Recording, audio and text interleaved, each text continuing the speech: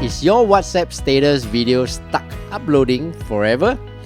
That's a common issue, and there are actually few simple fixes that usually work.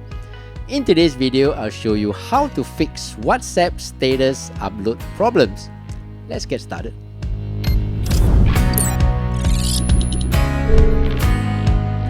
Hey, what's up everyone? I'm Steph, and in this channel, I teach you quick daily tech tips that make your life a little easier. Open up your WhatsApp on your phone. Then, tap on Updates on the bottom left corner. Here you can see your friends' latest updates on WhatsApp, and you can tap on your own to add your own status. Here you have the option to add a text, music, layout, or voice.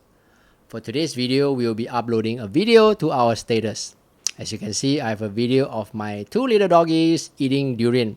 Don't worry, I'm just feeding them a small piece and they love it so much. Tap on the video that you want to upload. Here you can tap on play to play back the video, or you can trim the video by dragging the two ends here. You have also other options such as adding music, cropping the video, adding emojis, text, or paint over the video. Once I'm done, I can select who can view this status by tapping on status here.